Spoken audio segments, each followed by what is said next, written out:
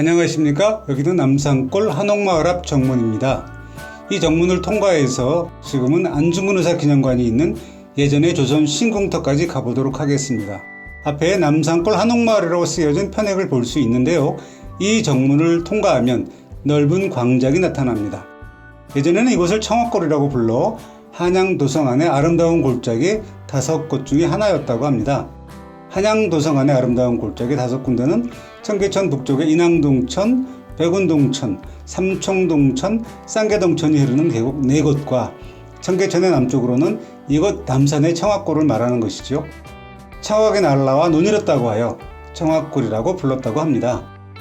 이곳의 옛 정치를 되살려 시민들에게 제공하기 위하여 골짜기를 만들고 물을 흐르게 하였으며 나무를 심어 전통 정원을 조성하였습니다. 이곳에 남산골 전통정원 안내도가 있어 한옥마을에 대하여 간단하게나마 소개를 하고 있네요.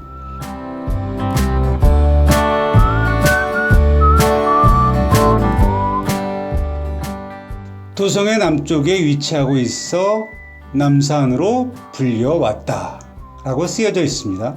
자, 이번에 방향을 돌아 정문 쪽을 바라보면 한옥마을로 올라왔던 길을 볼 수 있습니다. 그 길을 따라 쭉 내려가면 을지로와 청계천, 종로를 지나 창덕궁이 나옵니다. 우리 황제가 계셨던 궁궐로 이어지는 길이죠. 이 길은 일본인들이 조선을 침략해서 지배할 때 군대를 몰고 궁궐로가 우리의 황제를 위협하기 위해 1912년 경성시구 도로 조성계획에 의해 만들어 놓은 길이라고 합니다. 이 넓은 광장에는 지금은 한옥마을이 들어서 있습니다. 외국인들이 우리나라를 방문하면 경복궁과 함께 꼭 들리는 곳이죠. 한옥마을이 조성되기 전에는 이 넓은 광장에 군 부대인 수도방위사령부가 있었던 곳입니다. 당연히 민간인 출입은 금지했던 곳이지요. 일명 수방사라고 불리는 이 부대의 사령관 중 잘 알려져 있는 사람으로는 1979년 12.12 사태 때 이를 막으려고 했던 장태환 장군과 12.12 사태의 주역이면서 대통령이 되었던 노태우 장군이 있습니다. 수도방위사령부의 전신인 수도경비사령부가 이곳에 있기 전에는 일본군 헌병대 사령부가 있었던 곳이기도 합니다. 이곳은 일제강점기에 일본인들이 무력으로 조선을 지배하기 위해 무단 통치를 위한 전초기지로 헌병대를 주둔시킨 곳이기도 합니다.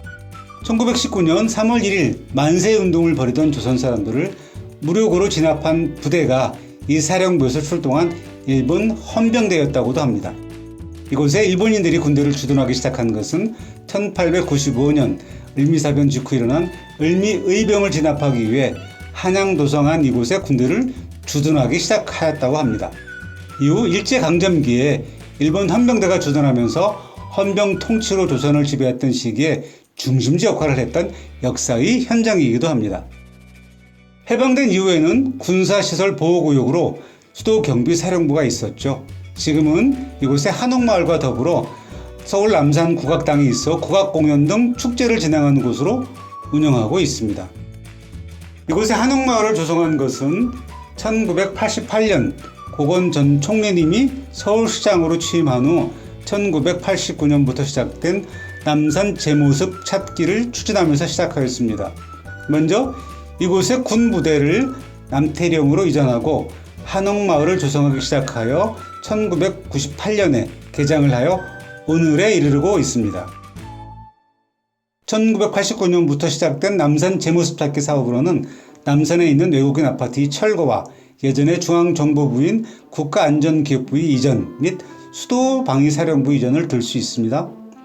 국가안전기획부가 사용하던 건물은 지금은 서울시가 인수해 서울시 남산 제1별관과 뉴스호스텔 그리고 서울시 종합방재센터 재난안전대책본부로 사용하고 있습니다.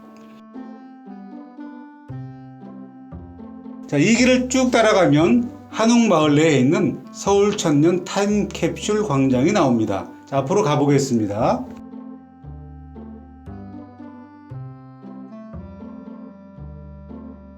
저 앞에 서울 천년 타임캡슐 광장을 알려주는 커다란 암석이 보입니다. 1932년 7월 17일 개성에서 태조 이성계가 새로운 왕조를 개창하고 1394년 수도를 옮기기로 하였습니다. 그해 10월 25일 개성을 출발하여 3일 후인 10월 28일 드디어 한양에 도착하였다고 합니다. 서울 천년 타임캡슐 광장이라는 암석이 커다랗게 있습니다. 그래서 이날을 기념해서 600년이 되는 1994년 10월 28일에 이 날을 서울 시민의 날로 선포하게 된 거죠. 그래서 해마다 10월 28일 서울 시민의 날을 행사를 합니다.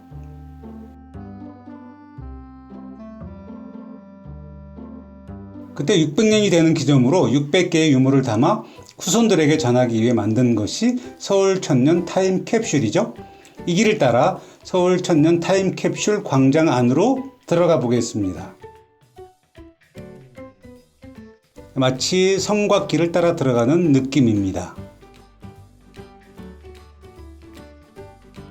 마치 한양 노성을 걷는 그런 느낌으로 안으로 들어왔습니다.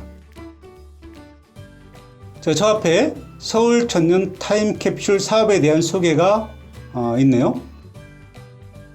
서울 정도 600년을 맞이하여 600점의 유물을 담아 지금으로부터 400년 후인 1000년이 되는 시점에 개봉을 할 계획이라는 내용이 있습니다. 400년 후에 우리 후손들은 이 캡슐 안에 있는 유물을 보고 우리가 사는 모습을 상상해 볼 수 있을 겁니다. 캡슐은 보신각종을 본뜬 모양으로 직경 1.3m, 높이 1.7m, 무게 2.5톤의 크기라는 표시가 되어 있네요. 수장품은 94년 현재 서울이 인건과 도시를 대표할 수 있는 문물 600점을 시민 공모를 받아 선정했다고 합니다. 물론 실물을 다 넣을 수 없으니 축소 모형이나 마이크로필름, CD, 비디오 형태로 담아 넣었다고 하네요. 그런데 서울 시민의 날이 매년 10월 28일이라고 아까 말씀드렸는데 여기 적혀 있기에는 매설은 1994년 11월 29일, 개봉은 2394년 11월 29일 할 예정이라고 적혀 있습니다. 이것은 양력과 음력의 차이에서 비롯된 것인데요. 1394년 10월 28일 한양에 도착한 것은 음력이고 이것을 양력으로 환산하면 11월 29일이 됩니다. 지금은 우리가 일상생활을 양력을 기준으로 기록하고 있지만 1896년 1월 1일 이전의 기록은 모두 음력으로 되어 있습니다.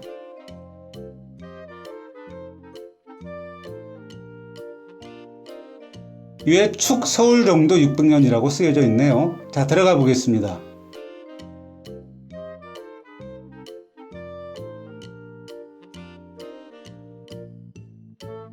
이것이 1994년 10월 28일 서울 정도 600년 된 기념으로 만들어 놓은 타임캡슐입니다. 이 안에는 94년의 아기 기저귀도 있고 학생들 교복, 학생증, 94년의 수능시험 문제지, 무궁화꽃 씨앗, 버스 토큰, 자동차 번호판, 지하철 승차권과 같은 것들을 600점을 넣었다고 합니다. 대통령의 하루 일과 시간표도 넣었다고 하네요.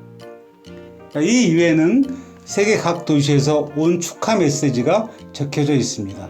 아마도 400년 후 우리 후손들이 이것들을 본다면 많이 웃을 수도 있다는 생각이 듭니다. 지금까지 남산 한옥마을 정문에서 출발하여 서울 천년 타임캡슐까지 탐방을 하였습니다. 이제 다음 장소로 이동하겠습니다. 다음은 남산 인호터널 앞을 지나 예전의 남산 중앙정보부 국가안전기획부 본관으로 이동하겠습니다.